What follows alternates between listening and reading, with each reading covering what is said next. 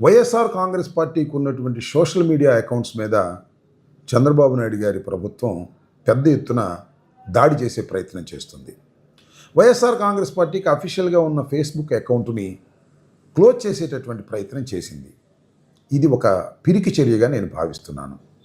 YSR Congress party ఈ రాష్ట్రంలో జరుగుతున్నటువంటి అన్యాయాలను, అక్రమాలను, తెలుగుదేశం ప్రభుత్వం చేస్తున్నటువంటి దోపిడీ విధానాలను, లేదా తెలుగుదేశం పార్టీకి చెందినటువంటి ఎంపీలు, ఎమ్మెల్యేలు చేస్తున్న అరాచకాలను ఎప్పటికప్పుడు ప్రజల దృష్టికి తీసుకువెళ్ళటానికి రెగ్యులర్ మీడియాతో పాటుగా సోషల్ మీడియాను కూడా ఉపయోగించుకుంటుంది. ఇది సహజమైనటువంటి అంశం ప్రజాస్వామ్యంలో.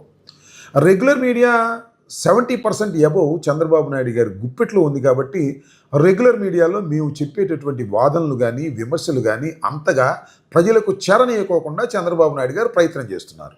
సోషల్ మీడియా అలా కాదు. సోషల్ మీడియా ప్లాట్ఫామ్స్ మీద మేము చేసేటటువంటి ప్రతి విమర్శ కానీ, ప్రసంగం కానీ ప్రజల మధ్యకు వెళుతుంది. దాన్ని ఏదో ఒక విధంగా అడ్డుకోవాలనేటువంటి ఒక విష ప్రయత్నాన్ని చంద్రబాబు నాయుడు గారు చేస్తున్నారు. దానికి పోలీస్ వ్యవస్థను అడ్డం పెట్టుకొని వారి చేత కంప్లైంట్ ఇప్పించి మా అకౌంట్స్ని క్లోజ్ చేసేటటువంటి ప్రయత్నం చేస్తున్నారు. ఇది ప్రజాస్వామ్యంలో చాలా దురదృష్టకరమైనటువంటి ప్రయత్నం. ఇంకో మాట చెప్పాలంటే ఇది భావ ప్రకటన స్వేచ్ఛ మీద జరుగుతున్న దాడిగా మనం భావించాలి. మేము అనేకమైన విమర్శలు చేస్తాం. ఆ విమర్శలు సద్విమర్శలా లేక సద్విమర్శలు కాదా అని నిర్ణయించవలసింది ప్రభుత్వాలు కావు. ఖచ్చితంగా ప్రజలు నిర్ణయించాలి. ప్రజలకు చేరవేయాలి. ప్రజలకు చేరవేసేటటువంటి ప్రయత్నం మేము చేస్తుంటే అవి తప్పుడు ప్రచారాన్ని చెప్పడానికి మీరెవరని చంద్రబాబు నాయుడు గారిని అడుగుతా ఉన్నా. ఇది ఒక విధంగా చెప్పాలంటే ప్రజాస్వామ్యం మీద దాడి.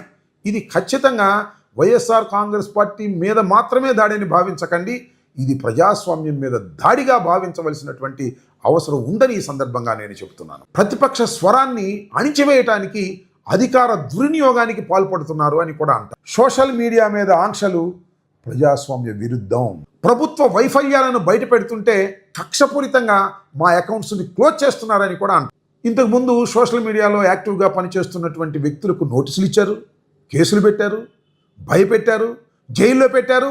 అయినా కూడా సోషల్ మీడియాలో విస్తృతంగా విమర్శలు రావడంతో భయపడి ఈ విధమైన కార్యక్రమాలు నారా చంద్రబాబు నాయుడు గారు చేస్తున్నారనేది గమనించాలని కూడా మనవి చేస్తున్నాను.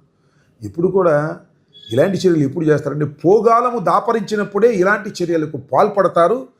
తెలుగుదేశం పార్టీ కూటమి ప్రభుత్వం చంద్రబాబు నాయుడు గారికి పోగాలము దాపరించింది కాబట్టే ఇలాంటి కార్యక్రమాలు చేస్తున్నారు. ఇది ప్రజాస్వామ్యవాదులందరూ ఖండించాలని కూడా ఈ సందర్భంగా నేను మనవి చేస్తున్నాను. దీన్ని వైఎస్ఆర్ కాంగ్రెస్ పార్టీ ఇంతటితో వదిలిపెడుతుందని అనుకోకండి. ఖచ్చితంగా దీని మీద న్యాయ పోరాటం సాధిస్తాం. న్యాయం జరిగేంతవరకు మా పోరాటం కొనసాగుతుంది. దీనిలో ఏ విధమైన సందేహము లేదని ఈ సందర్భంగా నేను చెప్పదలుచుకున్నాను. వైఎస్ఆర్ కాంగ్రెస్ పార్టీకి ఉన్నటువంటి సోషల్ మీడియా అకౌంట్స్ మీద చంద్రబాబు నాయుడు గారి ప్రభుత్వం పెద్ద ఎత్తున దాడి చేసే ప్రయత్నం చేస్తుంది. వైఎస్ఆర్ కాంగ్రెస్ పార్టీకి అఫీషియల్గా ఉన్న ఫేస్బుక్ అకౌంట్ని క్లోజ్ చేసేటటువంటి ప్రయత్నం చేసింది. ఇది ఒక పిరికి చర్యగా నేను భావిస్తున్నాను. వైఎస్ఆర్ కాంగ్రెస్ పార్టీ ఈ రాష్ట్రంలో జరుగుతున్నటువంటి అన్యాయాలను, అక్రమాలను, తెలుగుదేశం ప్రభుత్వం చేస్తున్నటువంటి దోపిడీ విధానాలను, లేదా తెలుగుదేశం పార్టీకి చెందినటువంటి ఎంపీలు, ఎమ్మెల్యేలు చేస్తున్న అరాచకాలను ఎప్పటికప్పుడు ప్రజల దృష్టికి తీసుకువెళ్ళటానికి రెగ్యులర్ మీడియాతో పాటుగా సోషల్ మీడియాను కూడా ఉపయోగించుకుంటుంది. ఇది సహజమైనటువంటి అంశం ప్రజాస్వామ్యంలో. Regular media 70% above Chandrababu Naidu గారి గుప్పెట్లో ఉంది కాబట్టి రెగ్యులర్ మీడియాలో మేము చెప్పేటటువంటి వాదనలు కానీ, విమర్శలు కానీ అంతగా ప్రజలకు చేరనీయకోకుండా చంద్రబాబు నాయుడు గారు ప్రయత్నం చేస్తున్నారు. సోషల్ మీడియా అలా కాదు. సోషల్ మీడియా ప్లాట్ఫామ్స్ మీద మేము చేసేటటువంటి ప్రతి విమర్శ కానీ, ప్రసంగం కానీ ప్రజల మధ్యకు వెళుతుంది. దాన్ని ఏదో ఒక విధంగా అడ్డుకోవాలనేటువంటి ఒక విష ప్రయత్నాన్ని చంద్రబాబు నాయుడు గారు చేస్తున్నారు. దానికి పోలీస్ వ్యవస్థను అడ్డం పెట్టుకొని వారి చేత కంప్లైంట్ ఇప్పించి మా అకౌంట్స్ని క్లోజ్ చేసేటటువంటి ప్రయత్నం చేస్తున్నారు. ఇది ప్రజాస్వామ్యంలో చాలా దురదృష్టకరమైనటువంటి ప్రయత్నం. ఇంకో మాట చెప్పాలంటే ఇది భావ ప్రకటన స్వేచ్ఛ మీద జరుగుతున్న దాడిగా మనం భావించాలి. మేము అనేకమైన విమర్శలు చేస్తాం. ఆ విమర్శలు సద్విమర్శలా లేక సద్విమర్శలు కాదా అని నిర్ణయించవలసింది ప్రభుత్వాలు కావు. ఖచ్చితంగా ప్రజలు నిర్ణయించాలి. ప్రజలకు చేరవేయాలి. ప్రజలకు చేరవేసేటటువంటి ప్రయత్నం మేము చేస్తుంటే అవి తప్పుడు ప్రచారాన్ని చెప్పడానికి మీరెవరని చంద్రబాబు నాయుడు గారిని అడుగుతా ఉన్నా. ఇది ఒక విధంగా చెప్పాలంటే ప్రజాస్వామ్యం మీద దాడి. ఇది ఖచ్చితంగా వైఎస్ఆర్ కాంగ్రెస్ పార్టీ మీద మాత్రమే దాడిని భావించకండి, ఇది ప్రజాస్వామ్యం మీద దాడిగా భావించవలసినటువంటి అవసరం ఉందని ఈ సందర్భంగా నేను చెబుతున్నాను. ప్రతిపక్ష స్వరాన్ని అణిచివేయటానికి అధికార దుర్వినియోగానికి పాల్పడుతున్నారు అని కూడా అంటారు. సోషల్ మీడియా మీద ఆంక్షలు ప్రజాస్వామ్య విరుద్ధం. ప్రభుత్వ వైఫల్యాలను బయట పెడుతుంటే కక్షపూరితంగా మా అకౌంట్స్ని క్లోజ్ చేస్తున్నారని కూడా అంటారు. ఇంతకుముందు సోషల్ మీడియాలో యాక్టివ్గా పనిచేస్తున్నటువంటి వ్యక్తులకు నోటీసులు ఇచ్చారు, కేసులు పెట్టారు, భయపెట్టారు, జైల్లో పెట్టారు.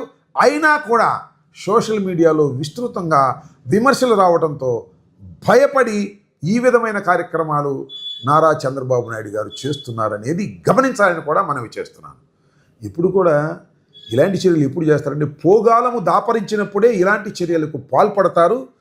తెలుగుదేశం పార్టీ కూటమి ప్రభుత్వం చంద్రబాబు నాయుడు గారికి పోగాలము దాపరించింది కాబట్టే ఇలాంటి కార్యక్రమాలు చేస్తున్నారు. ఇది ప్రజాస్వామ్యవాదులందరూ ఖండించాలని కూడా ఈ సందర్భంగా నేను మనవి చేస్తున్నాను. దీన్ని వైఎస్ఆర్ కాంగ్రెస్ పార్టీ ఇంతటితో వదిలిపెడుతుందని అనుకోకండి. ఖచ్చితంగా దీని మీద న్యాయ పోరాటం సాధిస్తాం. న్యాయం జరిగేంతవరకు మా పోరాటం కొనసాగుతుంది. దీనిలో ఏ విధమైన సందేహము లేదని ఈ సందర్భంగా నేను చెప్పదలుచుకున్నాను. ధన్యవాదాలు.